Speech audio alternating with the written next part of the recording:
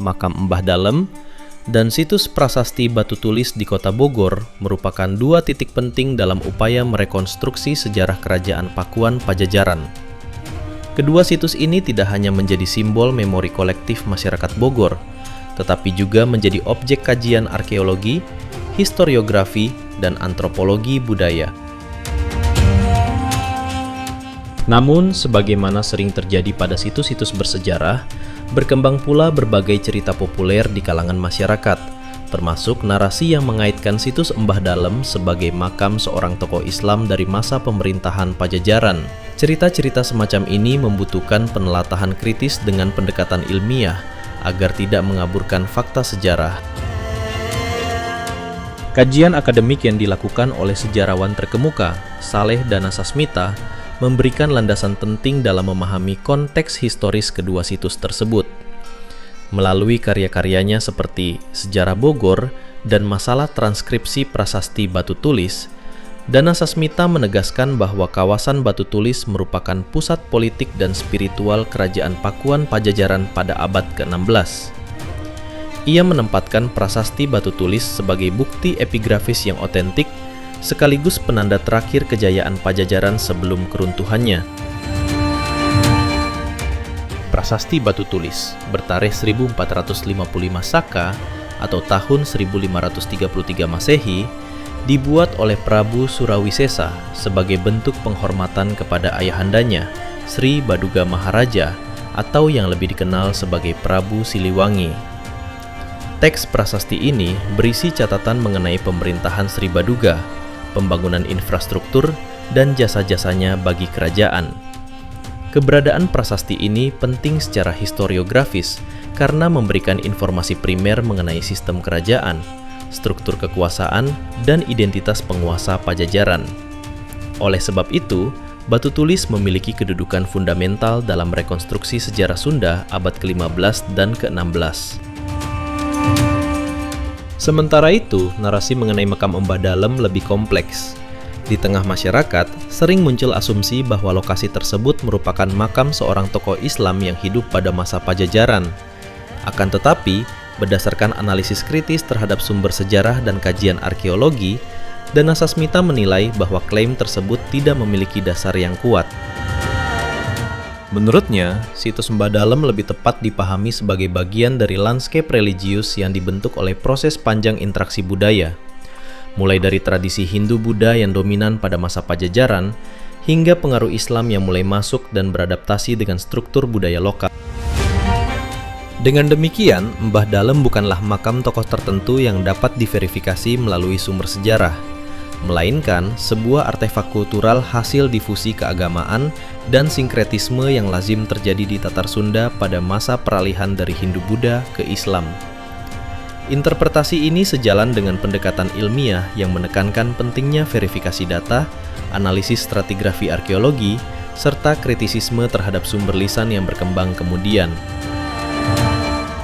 Secara keseluruhan, pemahaman terhadap makam Mbah Dalem dan prasasti Batu Tulis membutuhkan perspektif multidisipliner, menggabungkan studi sejarah, epigrafi, arkeologi, dan antropologi budaya.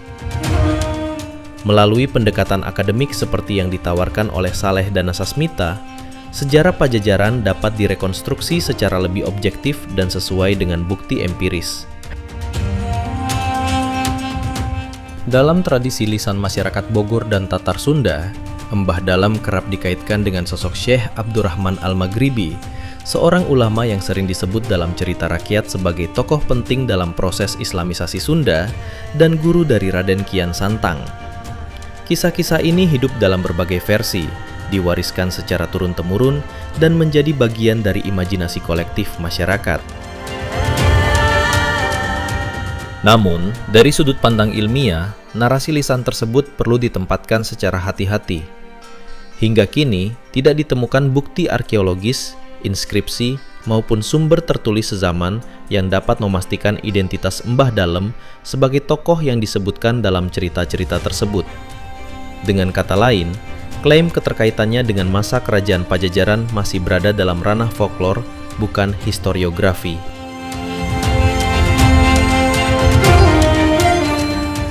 Pendekatan akademik terhadap situs ini diperkuat oleh temuan dan analisis Profesor Agus Aris Munandar dari Universitas Indonesia yang melakukan kajian rekonstruksi tata kota Pakuan Pajajaran berdasarkan data arkeologi, geografi budaya, dan kajian naskah Sunda kuno. Dalam temuannya, keberadaan struktur batu tegak baik di prasasti batu tulis maupun di kawasan Embah Dalem memperlihatkan kesinambungan tradisi megalitik yang telah berlangsung jauh sebelum masa Pajajaran. Elemen-elemen tersebut merupakan bagian dari lanskap sakral yang berfungsi dalam konsep kosmologi lokal, misalnya sebagai penanda ruang ritual, simbol leluhur, atau orientasi spiritual. Letak kedua situs yang berada di wilayah perbukitan dan lereng gunung juga mendukung interpretasi ini. Dalam tradisi Nusantara, ruang-ruang yang berada di elevasi lebih tinggi sering dipandang sebagai tempat suci, lokasi upacara, atau titik yang menghubungkan manusia dengan alam transenden. Pada periode peralihan dari Hindu-Buddha menuju Islam, pola pemaknaan seperti ini tidak serta-merta hilang, melainkan mengalami adaptasi dan sinkretisasi. Akibatnya, banyak situs lama kemudian diberi makna baru ketika Islam mulai mengakar di masyarakat, sehingga terbentuklah bentuk-bentuk religiusitas yang khas Sunda. Berangkat dari kajian sejarah, arkeologi, dan antropologi budaya, keberadaan makam Embah Dalem lebih tepat dipahami sebagai situs transisi budaya dan religi yang berasal dari masa Pajajaran.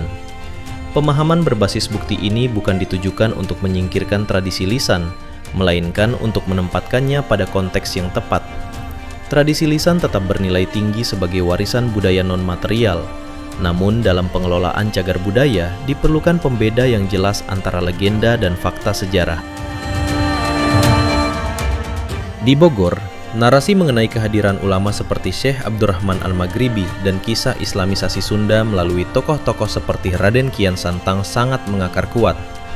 Meskipun literatur ilmiah belum dapat memastikan keterkaitan figur-figur ini dengan Embah Dalem secara historis, keberadaan cerita tersebut mengindikasikan bahwa masyarakat Bogor menyimpan memori kultural mengenai proses masuknya Islam ke Tatar Sunda.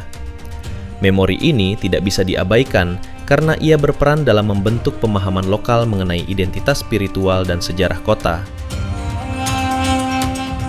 Secara historis, penyebaran Islam di wilayah Sunda memang telah berlangsung sebelum keruntuhan Pajajaran dan bahkan sejak masa pemerintahan Sri Baduga Maharaja. Hal ini tampak dari berbagai sumber yang menyebutkan bahwa Sri Baduga menikahi Subang Larang, seorang perempuan yang telah memeluk Islam dan diperkirakan pernah berguru kepada Syekh Kuro dari Karawang. Pernikahan tersebut menunjukkan adanya kontak intens kerajaan dengan komunitas Muslim di pesisir utara Jawa Barat. Selain itu, beberapa literatur tradisional, kronik lokal, dan naskah lama menyebutkan keberadaan tokoh-tokoh penting di lingkungan kerajaan yang menganut agama Islam.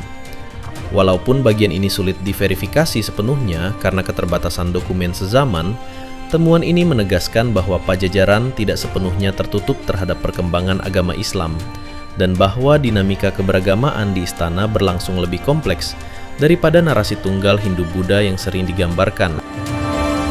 Sayangnya, hingga kini tidak terdapat catatan historis yang lebih lengkap mengenai sosok Syekh Abdurrahman Al-Maghribi, baik terkait biografinya maupun silsilah keilmuannya. Ketiadaan data primer, baik berupa naskah sezaman, catatan silsilah ulama, maupun bukti arkeologis, membuat identifikasi tokoh ini masih berada pada wilayah tradisi lisan. Meski demikian, kondisi ini tidak lantas mengurangi arti penting figur tersebut dalam memori kolektif masyarakat Bogor, khususnya warga Batu Tulis. Terlepas dari keterbatasan data akademik, makam Mbah Dalem tetap menjadi salah satu lokasi ziarah yang ramai dikunjungi oleh masyarakat dari berbagai daerah. Arus peziarah yang tidak pernah surut menunjukkan bahwa situs ini memiliki kedudukan penting dalam spiritualitas lokal. Bagi sebagian masyarakat, keberadaan makam tersebut bukan hanya tempat perenungan religius, tetapi juga simbol penghormatan terhadap tokoh-tokoh terdahulu yang diyakini memiliki peran dalam perkembangan Islam di wilayah tersebut. Lebih dari itu, bagi warga Batu Tulis sendiri, makam Mbah Dalem telah menjadi bagian dari identitas lokal yang membanggakan. Situs ini tidak semata dipandang sebagai peninggalan sejarah, tetapi juga sebagai penanda asal-usul, penjaga memori leluhur, serta pusat aktivitas budaya dan sosial.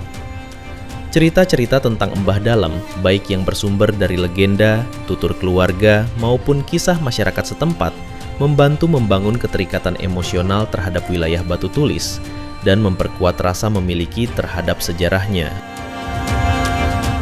Dalam perspektif antropologi budaya, kondisi ini merupakan contoh bagaimana situs-situs keramat tidak hanya hidup melalui data historis, tetapi juga melalui kepercayaan, tradisi lisan, dan praktik ziarah yang terus direproduksi lintas generasi. Meskipun penelitian ilmiah menuntut verifikasi bukti, tradisi lisan tetap memiliki nilai penting sebagai warisan non-material yang membentuk identitas sosial masyarakat. Pada akhirnya, penelahan terhadap makam Mbah Dalem harus memadukan dua aspek. Sikap kritis ilmiah yang tidak gegabah menetapkan identitas tokoh tanpa dasar bukti, dan penghargaan terhadap tradisi masyarakat yang memandang situs ini sebagai representasi sejarah dan spiritualitas lokal.